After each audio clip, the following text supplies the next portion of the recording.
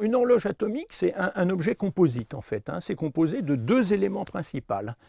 Un élément qui fournit un signal électromagnétique. Alors un signal électromagnétique, par exemple, c'est une onde radio. C'est aussi la lumière émise par un laser. C'est un champ électromagnétique qui se propage à la vitesse de la lumière. Donc ça, c'est le premier élément.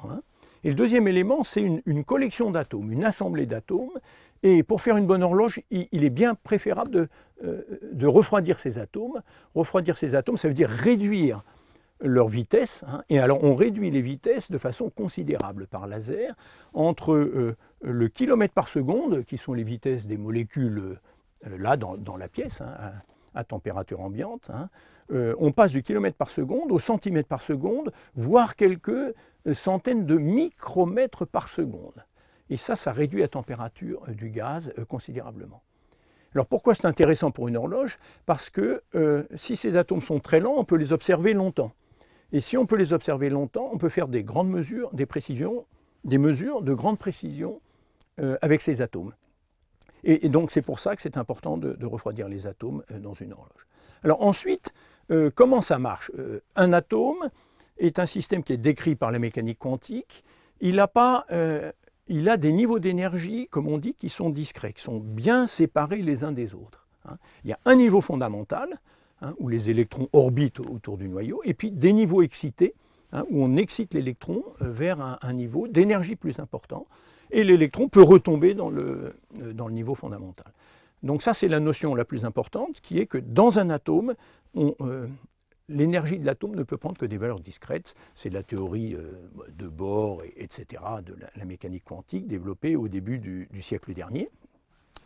Et cet écart en énergie, c'est la relation de Planck, cet écart en énergie est donné par une fréquence multipliée par la constante de Planck H. Et donc, cet écart de fréquence ou d'énergie, c'est ce qui sert dans l'atome à faire une horloge atomique. On va essayer de recopier la stabilité de ces niveaux d'énergie, parce que tous ces atomes ont les mêmes niveaux d'énergie. Par exemple, tous les atomes de césium ont la même structure de niveau, tous les atomes de rubidium, tous les atomes d'hydrogène ont la même structure de niveau. Et donc, ça rend une certaine universalité à ces horloges atomiques. Elles vont donner le même temps. Et ça, c'est très intéressant, parce que si vous avez un petit oscillateur à quartz, il dépend de la température, de l'humidité, etc. Donc, le quartz qui est dans ma montre ne va pas avoir donné le même temps que le quartz qui est dans la vôtre, par exemple. Alors que les atomes, eux, sont, comme on dit, universels, c'est-à-dire qu'un atome de césium, ici à Paris, à New York ou à Moscou, donnera le même temps. Il y a des horloges très compactes, transportables, qui marchent sur pile, qui sont des petites boîtes de 10 cm de côté, avec une précision déjà redoutable, mais pas comme les horloges de très très haute précision. Et puis, les horloges de plus haute précision, les fontaines atomiques par exemple. J'aime bien le mot de fontaine parce qu'on fait vraiment une fontaine avec ces atomes froids. On les capture par laser, on les lance en l'air et on mesure leur niveau d'énergie lors d'une trajectoire parabolique.